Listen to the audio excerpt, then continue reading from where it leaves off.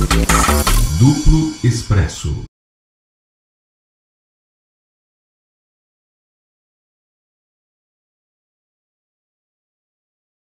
Para vocês entenderem o que é a supremacia cultural que o Gramsci falou no início do século, né?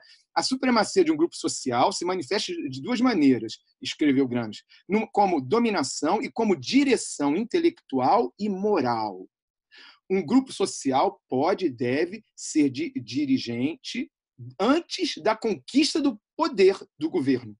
É mesmo uma das condições principais para que essa conquista do pouvoir aconteça. Né? Isso é no Cadernos do Cárcere. Mais uma coisinha. Exercer a hegemonia, o Gramsci diz, consiste em transformar em senso comum, naturalizar, né, a ideologia que um grupo social transmite, né? É porteur, como é que eu vou dizer, que ele transporta com ele, né? Uhum. De outra maneira de dizer, é ter o controle da produção espiritual, entre aspas, né? Que é assim que se obtém o controle das massas, né? Ele resume: antes do poder ocupar o Estado, deve fazer a ocupação cultural da sociedade civil. É aí que Hollywood e tudo que tem, o que eu chamo de complexo hollywoodiano, Hollywood entra no centro.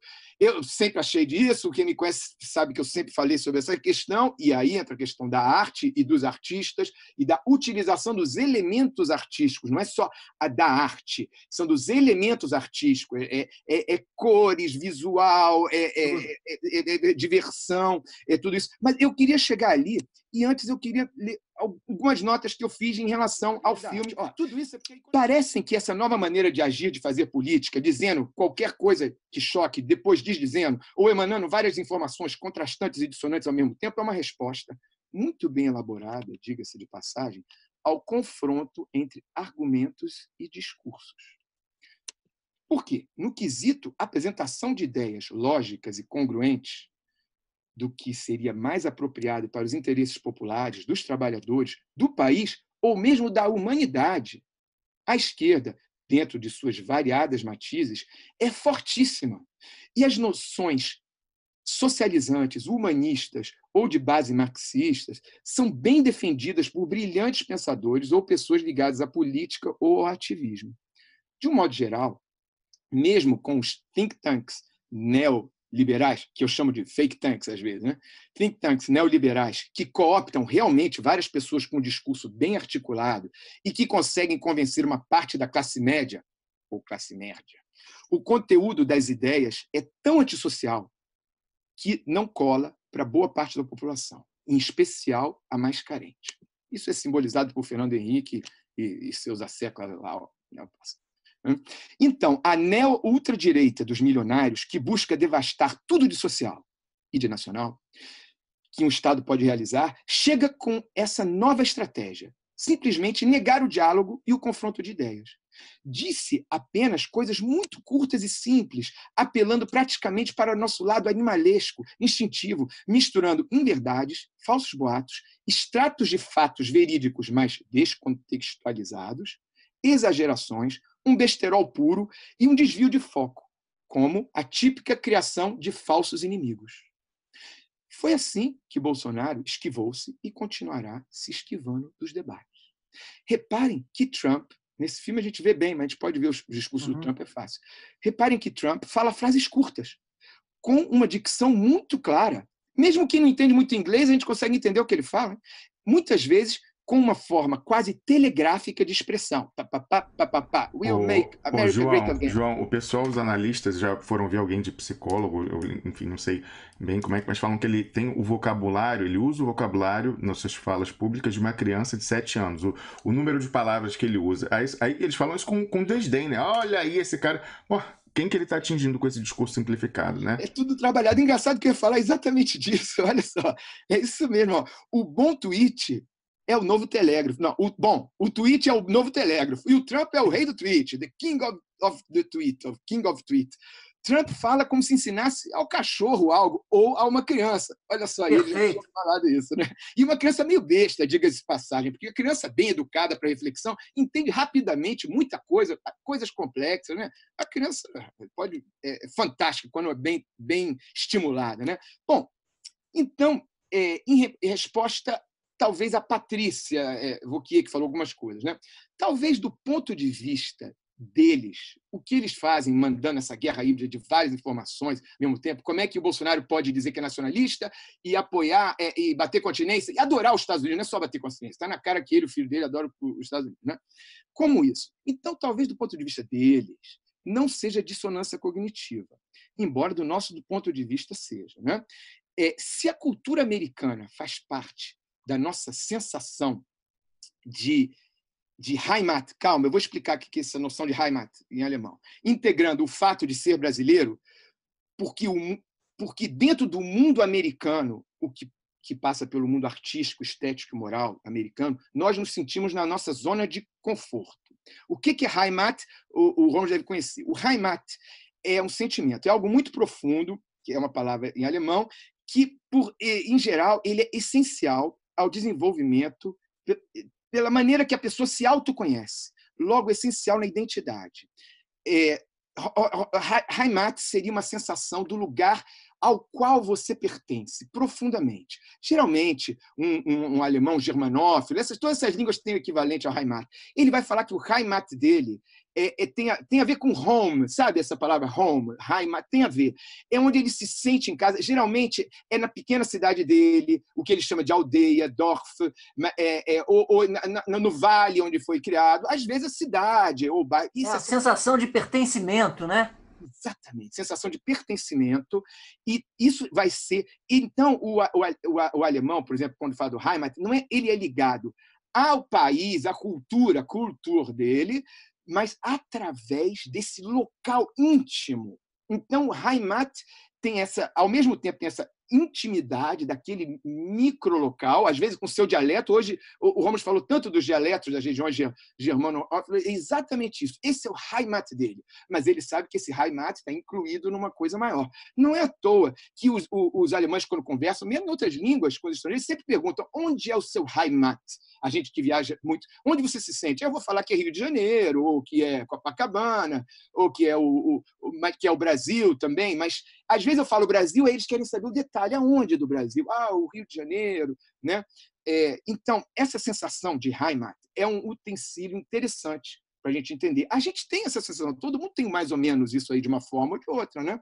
Agora, tem uma coisa da intimidade que a gente conhece bem e que faz a nossa identidade, contribui muito. E a coisa americana, baseada por Hollywood, essa estética e a moral americana, transmitida décadas e décadas e décadas, né? Sobretudo a partir da Primeira Guerra Mundial, final da Primeira Guerra Mundial, né?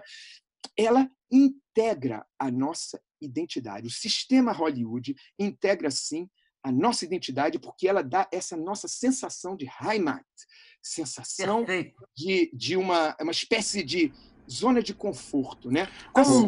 Comungamos com essa sopa, dividimos essa sopa.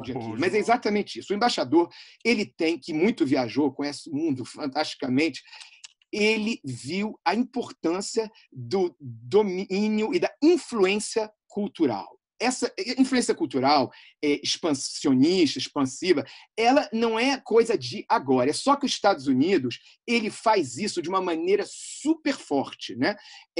Porque a Inglaterra e a França, e também a Espanha, e também Portugal, mas sobretudo a Inglaterra e a França, quando tinham seus impérios coloniais, ainda tem um pouco, eles exportam os valores, a língua, claro que a língua é importantíssima, o modo de pensar, a organização do pensamento, até a maneira com que você divide os estudos numa escola, numa faculdade, elas são mimetizadas nos países sob influência francesa ou inglesa pela metrópole. E os Estados Unidos faz isso sem ter diretamente colônias. Ele vai com o sistema hollywoodiano dele, ele coloca isso para todo mundo, e, para mim, o sistema hollywoodiano, o domínio dessa comunicação de cunho artístico, foi o principal responsável, principal arma para ganhar a Guerra Fria. Por quê? Porque muitos russos podiam sonhar com personagens de filme americanos, entendeu? Inclusive no filme sobre Stalin, que é muito bom, o filme americano sobre Stalin, mostra o Stalin vendo secretamente filmes com né, o pessoal do seu círculo, né, vendo filmes, filmes de diversão assim, americanos, né? Eu entendo isso, porque o filme, o americano não ficava vendo filme russo para se divertir. Parem bem, como esses elementos artísticos entraram aí, né, para criar essa sensação de familiaridade com a cultura americana no mundo inteiro. Quantas vezes... Os Estados Unidos é cheio de arma atômica, não é? Cheio. Quantas vezes ele usou isso? Bom, 2 vezes lá na Segunda Guerra Mundial, né? E que ia ganhar, mesmo se não usasse, ele ia ganhar a Segunda Guerra Mundial, né? Agora... Nunca mais usou arma atômica, hein? Usou agora, sim, Sam. A arma João, usou. Usou no Independence Day. Eles acabaram com os extraterrestres que estavam invadindo a Terra usando os anos exatamente. Agora, a arma da comunicação, que eu chamo de complexo hollywoodiano, tá? É usado todo dia, em praticamente o mundo inteiro. Entendeu? Então, essa é a arma que entra em mais lugares e isso vem através de elementos artísticos. Quer dizer, você, para usar essas coisas, você tem que pensar em narrativa, em ficção, em como falar. O que é a arte? É muito a maneira da forma, não é só do conteúdo, é como você vai falar. Se eu falar de uma certa maneira, é uma conferência. Se eu falar de outra maneira, talvez seja arte, talvez seja poesia, né? Então você vê a arte e tudo que é artístico é o domínio, é sobretudo a questão da forma. Essas pessoas entendem de forma, o pessoal da informática, os bons realmente que fazem certas coisas, entendem dessas questões ligadas com estética, com correntes de pensamento. Por exemplo, o sistema, como é que é? Como é que Facebook, tudo isso, faz com que a gente como é que é, use tanto, né? É baseado no sistema do entertainment, no sistema do fun.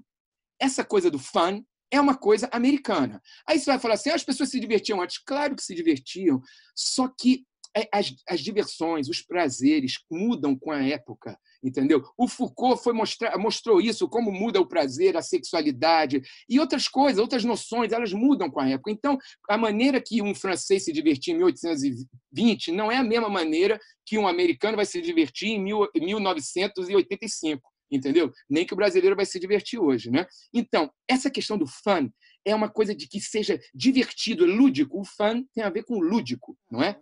O grande salto da informática, e que eu acho que os russos, os chineses estão correndo atrás, os japoneses fizeram um pouco isso, mas que aí esse aqui é grande poder dos americanos, é o seguinte, se lembra no início dos computadores? Eu era nerd de início de computador. Tinha no Brasil um computador chamado TK-88, né? TK-88, TK assim, ele era uma tela negra em preto e branco, com MS-DOS, mas o MS-DOS bem é uma linguagem, você tinha que escrever assim, tinha joguinho, sabia? Você tinha que programar o joguinho, não podia desligar o computador, quando desligava acabava, quer dizer, se programava de manhã o joguinho, ficava jogando ele de tarde, né?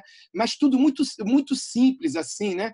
Ou seja, aquilo não entusiasmava ninguém, só meia dúzia de pessoas, eu ficava lá, adolescente, meus amigos ali, né? Fazendo aquilo. Quer dizer, o computador só foi ficar interessante quando ele trouxe cores, quando ele trouxe o Windows, a revolução do Windows, né?